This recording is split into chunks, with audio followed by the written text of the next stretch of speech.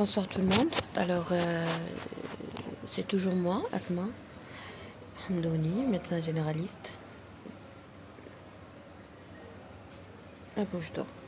Alors, tout à l'heure, on était en train de parler de... bon, déjà, j'aimerais juste vous informer qu'il y a deux parties, deux petits lives qui traitent le sujet de la peur. Ok. Et ça, c'est la troisième partie. Alors, on est arrivé au point de la différence entre un médecin et un thérapeute. Ok. Parce que actuellement, il y a une multitude de diplômes, coaching, thérapeute, hypnotiseur, je sais pas moi. Donc, du coup, qu'est-ce qu'il faut faire? Il faut mettre les gens dans deux paniers. Il y a un panier de médecine et un panier de thérapeute. Ok. Donc, pourquoi c'est interdit d'être traité par un thérapeute sans avis médical? Parce que tu peux très bien être victime de beaucoup de choses. Donc parmi ces choses, je vais vous traiter, je vais vous parler des cas que moi j'ai Est-ce que le live marche bien, s'il vous plaît? J'ai comme l'impression que ça marche pas.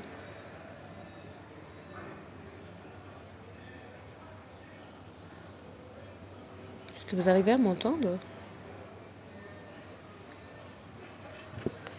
Alors la différence entre un thérapeute et un médecin, pourquoi c'est important d'être vu par un médecin avant de voir son psychologue ou son coach ou son je sais pas moi?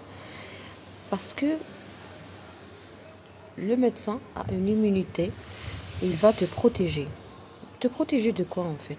Te protéger d'être manipulé. Oui, merci Céline. Te protéger d'être manipulé. C'est-à-dire quoi être manipulé? C'est-à-dire que tu peux faire des choses que tu n'avais pas envie de faire.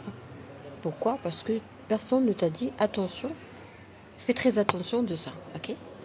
Un médecin, il a des conditions, il a une loi qui gère et qui contrôle son exercice. C'est premièrement, il ne faut pas avoir des relations intimes avec le patient. Il ne faut pas appeler le patient le soir. Il ne faut pas prendre un café avec son patient. Il ne faut pas l'inviter. Il ne faut pas passer une soirée avec. Il ne faut pas aller l'inviter à une cérémonie. Ça ne marche pas.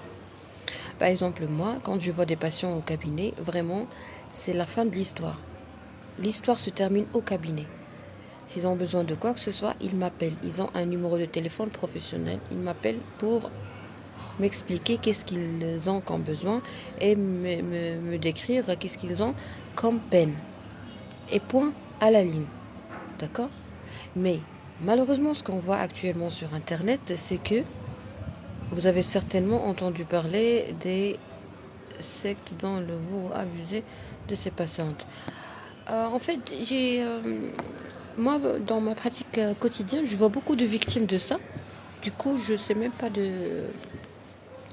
les histoires vraiment commencent à se ressembler. Mais surtout Internet. Là, je vais vous expliquer des détails. Par exemple, on va parler de tout ce qui est légal. Parce que nous, les médecins, on est très bien contrôlés. Et je pense que ça, c'est très bien pour la santé du médecin et du patient. Par exemple, il y a des coachs professionnels qui peuvent, par exemple, ou des conseillers qui peuvent être sollicités dans des endroits publics, par exemple un restaurant, un club, ok. Ma famille, les gens qui ont par exemple besoin de discuter une affaire avec quelqu'un, les hommes d'affaires, qu'est-ce qu'ils font? Eh ben, ils peuvent très bien avoir ou organiser un dîner d'affaires. Ça existe. Mais toi, tu es thérapeute, tu es coach, mais pourquoi tu veux faire un dîner d'affaires, un dîner de thérapie?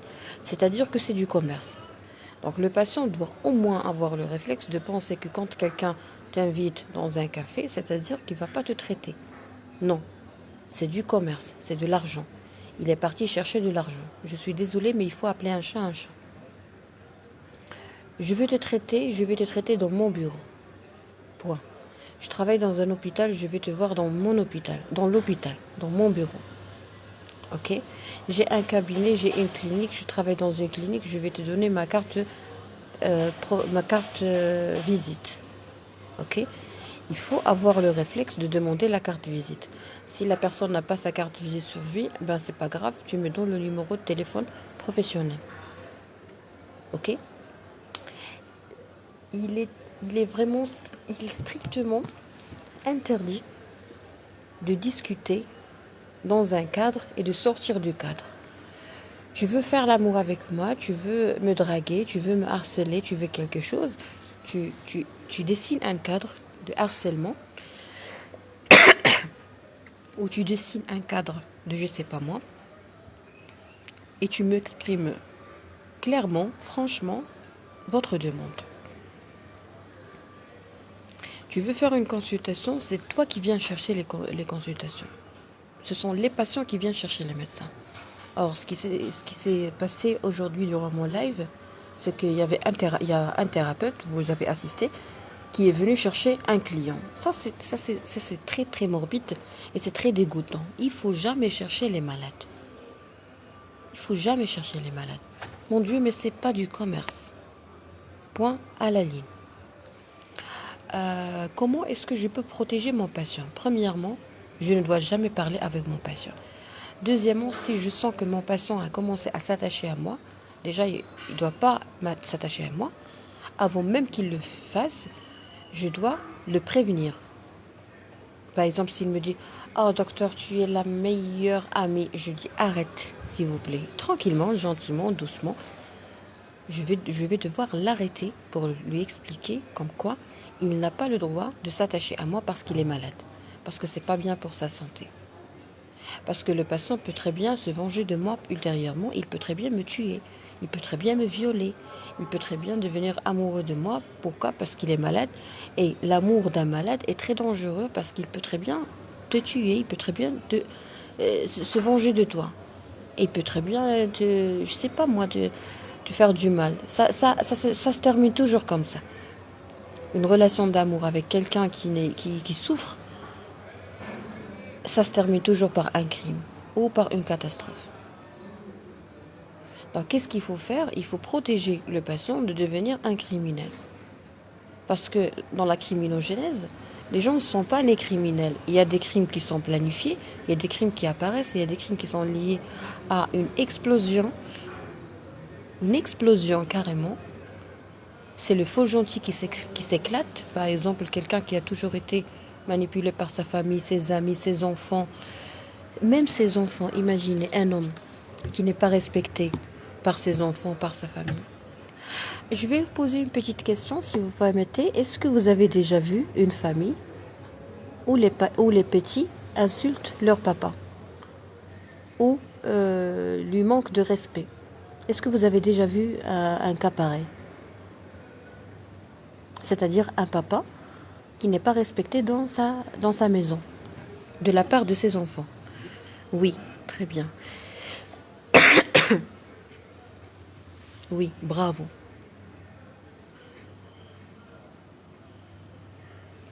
Très bien. Alors, on va essayer de rentrer, de découvrir qu'est-ce qui se passe dans le cœur de ce monsieur.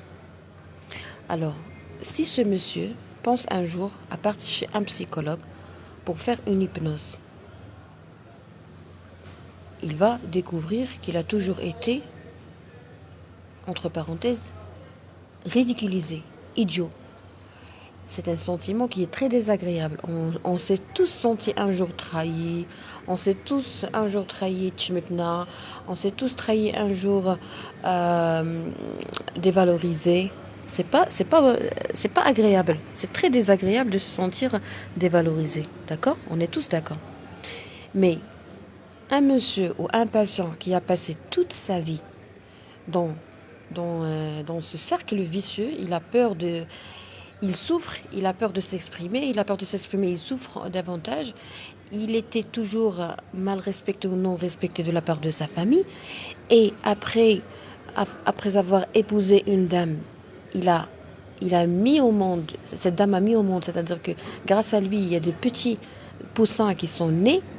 Et ces petits poussins, dans son cœur, dans sa tête, il va découvrir brutalement que les petits poussins qui n'existaient même pas ont de la confiance en soi, Bon, c'est pas de la confiance en soi, mais dans sa tête. Il va se dire, mon Dieu, mais mes petits qui viennent de naître ont la capacité de dire non, ont la capacité de crier, ont la capacité d'imposer ce qu'ils veulent. Et moi, je suis comme un connard. Voilà comment les gens décrivent leur situation. Il me dit, il se prend pour un connard. Il se compare à un connard. Pourquoi? Il- Parce qu'il est, parce qu'il n'est pas respecté de la part de tout le monde, même de la part de ses enfants.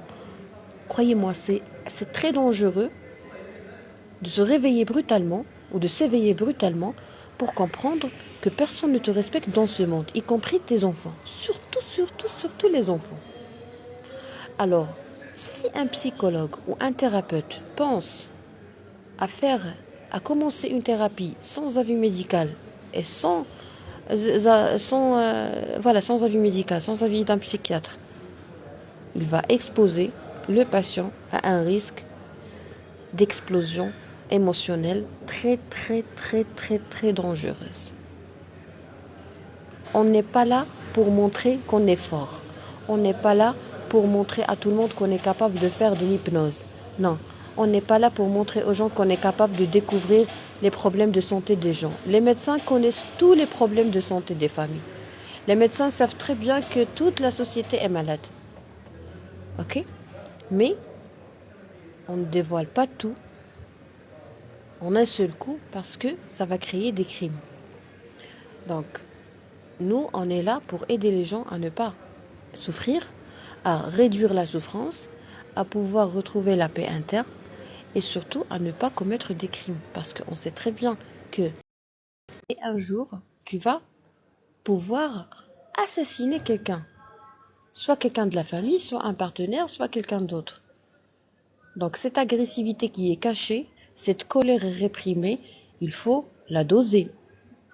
Il faut la découvrir, il faut la doser et surtout il ne faut pas mettre au courant le patient de cette colère. Est-ce que vous voulez que je développe ce point-là?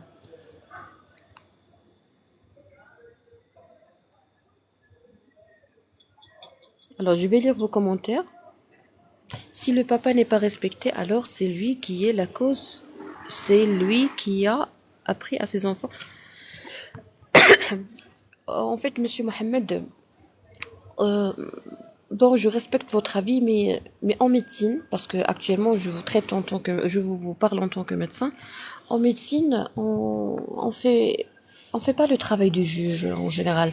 Ce que nous intéresse le plus, c'est, c'est le calme, c'est la stabilité, surtout la sécurité. On cherche la sécurité du patient et des autres. Parce que pour nous, on veut pas qu'il y ait des vengeances, on veut pas qu'il y ait des crimes. Parce que les crimes, c'est pas quelque chose de facile. Et on n'est pas là pour montrer la vérité. Parce que montrer la vérité, ça crée des problèmes. L'essentiel pour nous, c'est de traiter et d'aider les gens. C'est comme si je vais prendre le patient de sa main et je vais lui montrer le chemin le moins dangereux et le plus paisible pour pouvoir arriver à un certain niveau de paix interne et de retrouver le bonheur et le bien-être, ok? Et d'être en bonne santé, lui et sa famille. Donc on est plus diplomate que juste, si vous voulez. Parce que pour être juste, là, on va créer des crimes. Et nous, c'est pas notre domaine. C'est pas notre domaine de, de montrer qui a raison ou qui n'a pas raison. Parce qu'on sait très bien que personne n'est parfait et que la famille, c'est quelque chose de très sacré. On doit aider la famille à retrouver un certain équilibre, une certaine chaleur familiale. Voilà pourquoi moi, j'aime pas le travail des thérapeutes, parce qu'ils se précipitent à donner raison au patient et à lui dire oui, tu as raison, tu es une victime, tout le monde a.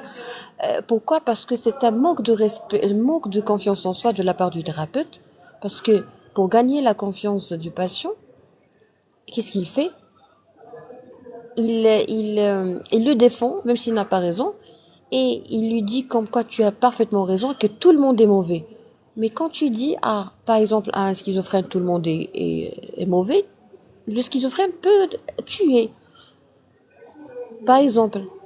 Ou une personne très stressée, une personne qui a été le faux gentil. Le faux gentil, c'est une bombe.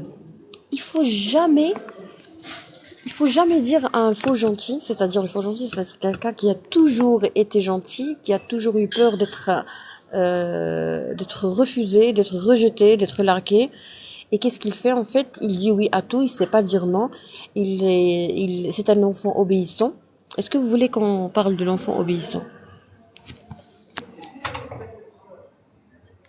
Voilà, donc quand tu as quelque chose, quand il y a une tension, ben il faut pas l'éclater, il faut pas éclater le ballon. Il faut d'abord réduire, détendre un peu, réduire la tension avant d'exploser, pardon, d'explorer.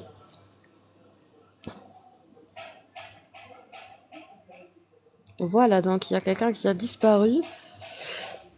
Il a pris un papa qui a pris ses affaires et qui a disparu parce qu'il n'a pas été respecté par ses enfants. C'est clair, d'accord. Vous êtes avec ou contre les gens comme docteur Tereren?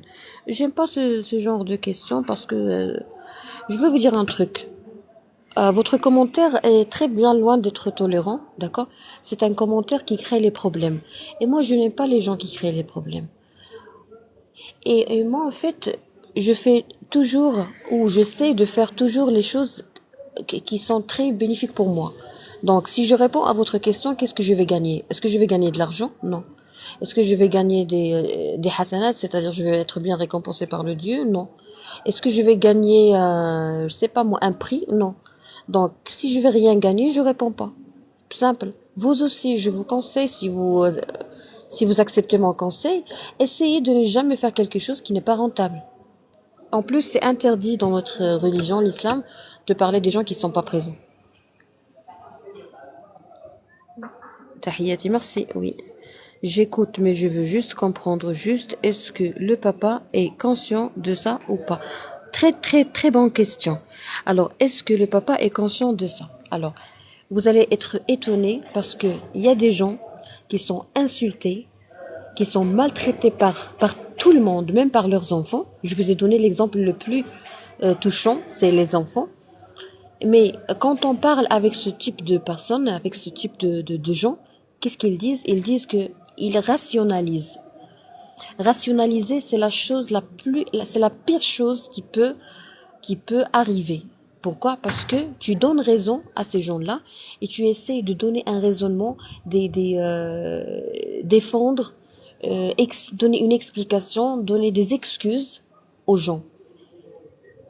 Si vous n'êtes pas un médecin, je suis sûre que vous allez vous énerver, vous allez même vous éclater face à ces gens qui rationalisent et qui te disent « Ah non, mon enfant, il s'énerve, le pauvre, parce qu'il a des examens. » Mais ton enfant t'a dit « fils de pute », pardon pour le terme.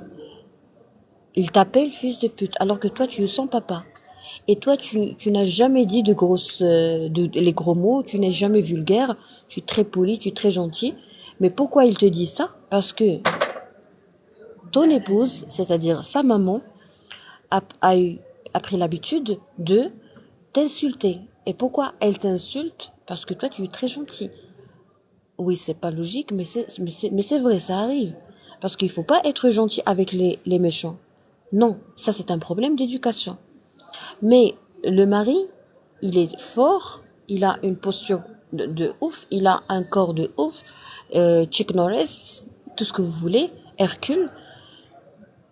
Croyez-moi, moi j'ai vu des costauds, ils sont incapables de dire non, ils sont incapables d'arrêter, de remettre les gens à leur place. Voilà pourquoi j'ai traité le sujet de comment remettre les gens à leur place, parce que c'est important.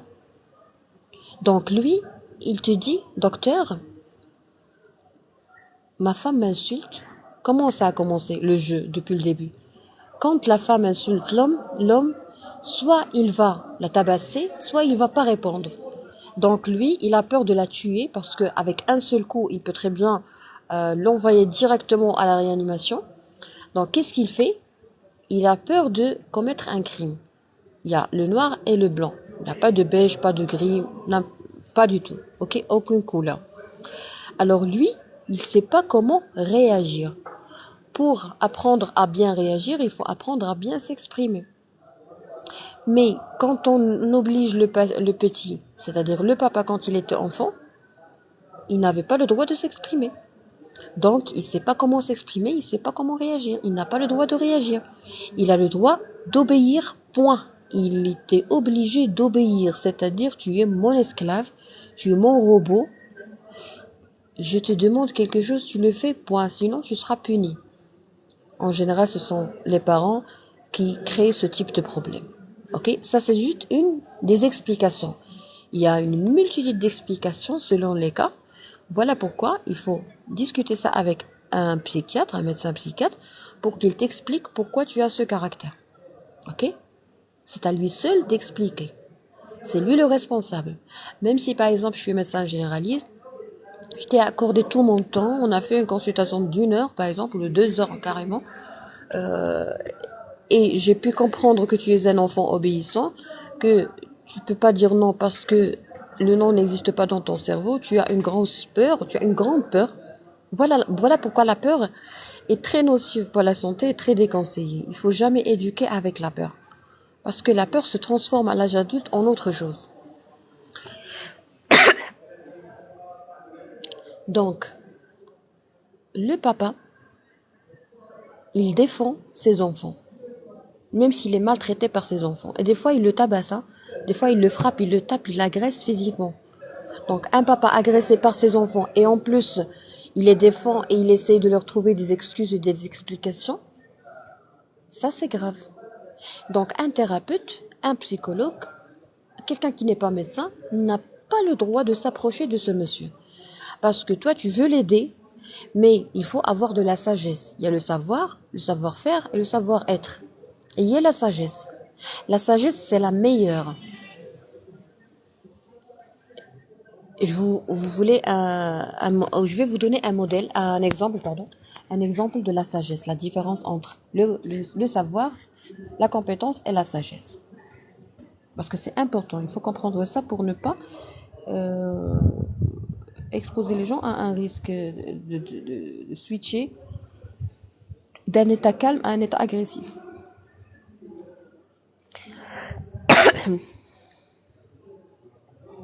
Je suis médecin généraliste.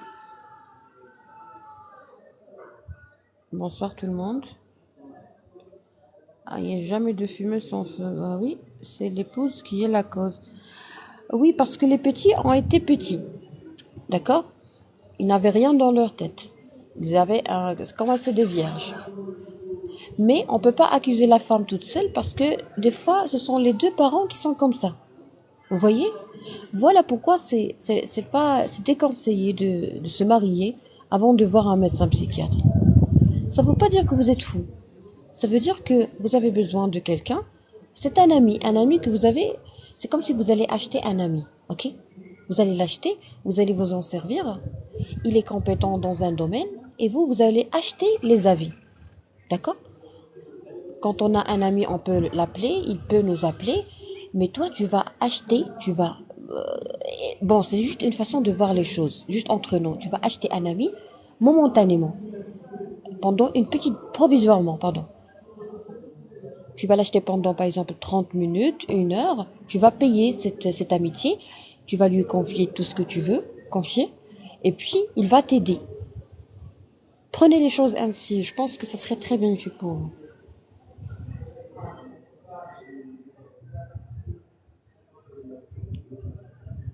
Oui, mais ça se cumule, ce qui va aboutir à une explosion. Bravo, madame. Madame, c'est un peu top tight.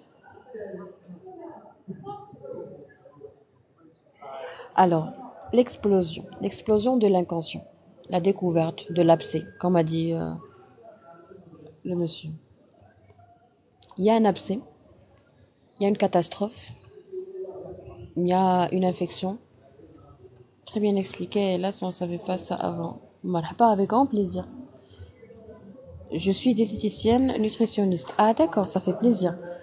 Vous avez un rôle très important dans la prise en charge de toutes les maladies, y compris les comateux. Dédicace à tous les diététiciens nutritionnistes. Même dans les maladies psychiques, même dans la dépression, même pour l'intelligence, pour les patients comateux, pour les cancers. Merci beaucoup, je vous en prie, Léla. Quitte à faire une thérapie de couple dès le début du mariage. Bravo, c'est encore plus intéressant. Alors, on parlait de quoi en fait? On est arrivé à quel point? On est arrivé au point, ah oui, l'explosion.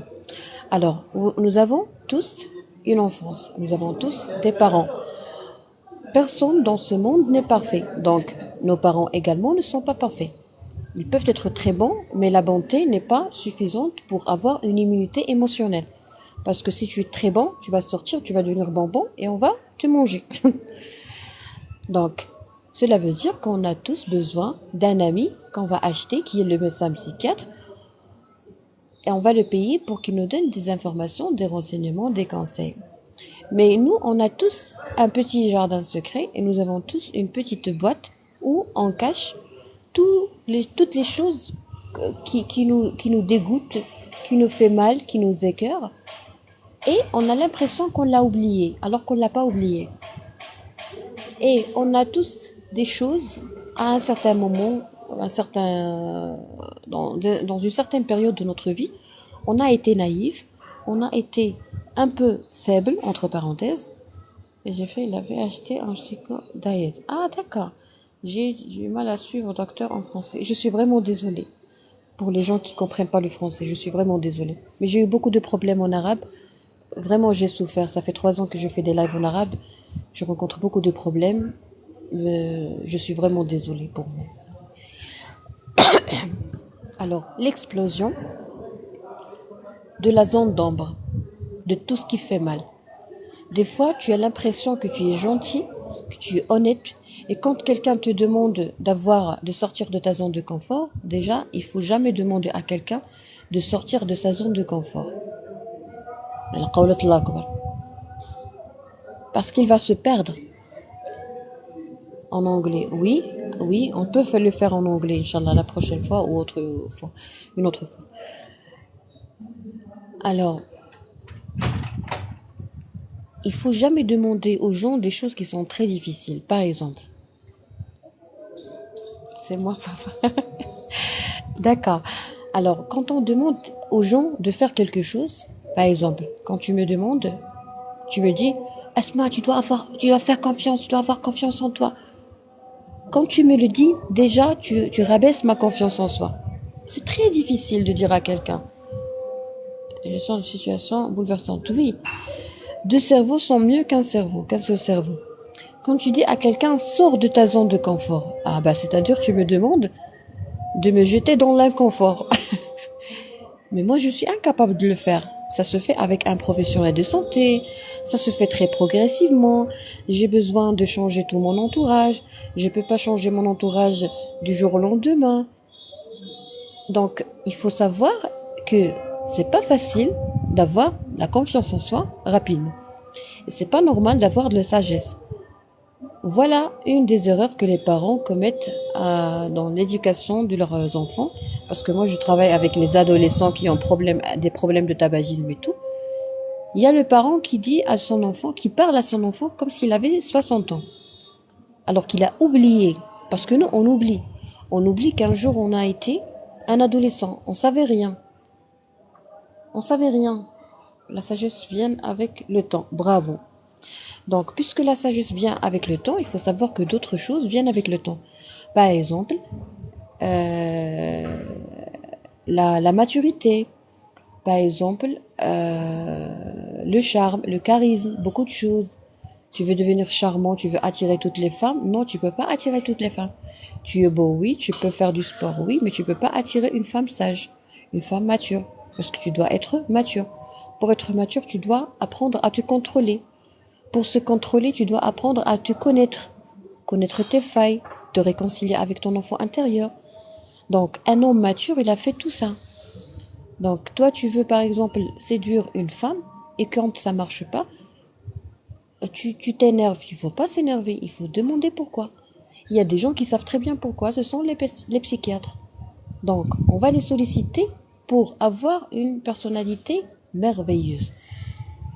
D'accord? Oubliez la question de est-ce que je suis fou ou pas, c'est pas ça la question. Il faut chercher, il faut savoir que fait le psychiatre, qu'est-ce qu'il a étudié. Il a étudié comment rendre les gens stables, comment aider les gens à développer une forte personnalité, il aide les gens, il a appris à aider les gens pour découvrir les failles, les faiblesses qu'ils avaient durant leur enfance. Il aide les enfants et les gens à se réconcilier avec leur enfant intérieur. Donc, il est là pour te montrer avant de te donner un médicament. D'accord? Oui, avec le temps, la pratique, beaucoup de choses. Et des fois, on passe par des moments difficiles, par des expériences difficiles, par des problèmes, par des arnaques, par des trahisons, pour avoir de la confiance en soi. Donc, je pense que c'est très injuste de demander à quelqu'un de faire confiance en lui. Parce que, parce que c'est pas facile. C'est pas facile. Quand on est mature, on sait que c'est pas facile. Mais quand on n'est pas mature, on demande comme ça, brutalement, et des fois violemment aux gens, fais confiance en toi, il faut avoir confiance en soi. Non, c'est pas aussi simple que ça. Attention.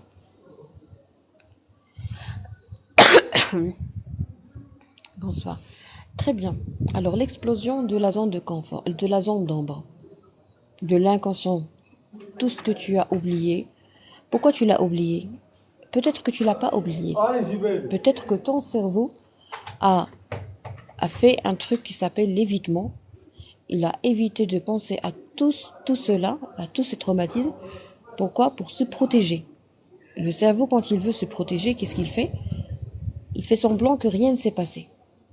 Dans les traumatismes, on a une phase qui s'appelle l'évitement. Et on a une autre phase qui s'appelle la reviviscence, qui est très délicate. La phase de reviviscence du traumatisme doit être vraiment prise en charge correctement par un médecin psychiatre. Si tu fais l'hypnose avec un psychologue et que ton médecin psychiatre n'est pas au courant ou tu n'as jamais été suivi par un psychiatre, tu vas peut-être vivre la reviviscence et tu peux commettre des crimes. Tu vas souffrir, tu vas avoir mal au cœur. Et malheureusement, les gens ne vont pas te comprendre. Ils vont croire que tu es méchant, ils vont croire que tu es agressif, ils vont te prendre pour un criminel. Si tu as un ami médecin, peut-être il va te comprendre, il va avoir la gentillesse de te supporter. D'accord? Mais si toi tu n'es pas conscient de ça, tu vas croire qu'il est en train de vous manipuler. Moi, ça m'est arrivé avec un ami. Il a cru que j'étais une manipulatrice, alors que moi, je voulais juste ne pas le vexer. Pourquoi? Parce qu'il est parti chez une thérapeute au lieu de partir chez un médecin psychiatre et elle a pu manipuler sa zone d'ombre. Elle a pu commencer à extraire le pus parce qu'il y a du pus, du labcé et c'était très désagréable. Mais c'était pas bien fait, c'était pas terminé. Donc, quand on manipule l'enfant intérieur de quelqu'un et qu'on ne termine pas le travail, c'est une catastrophe. Donc, le patient, d'abord, premièrement, il doit savoir qu'il doit terminer toutes les séances. Par exemple, avec un psychologue, s'il n'y a pas de médecin psychiatre dans cette zone, même si c'est un peu bizarre parce qu'en général, ce sont les psychiatres qui existent en premier. Il faut terminer les séances parce que si tu termines pas les séances, qu'est-ce qui va se passer? Tu vas commettre des crimes, c'est sûr. Alors les crimes, c'est quelque chose de très relatif. Ça ne veut pas dire que tu vas forcément assassiner, mais tu vas te venger. Et comment est-ce que tu pourras te venger? Par exemple, si tu as vécu des malheurs chez toi, peut-être que tu vas pas te venger de ta famille, mais tu vas te venger de quelqu'un d'autre.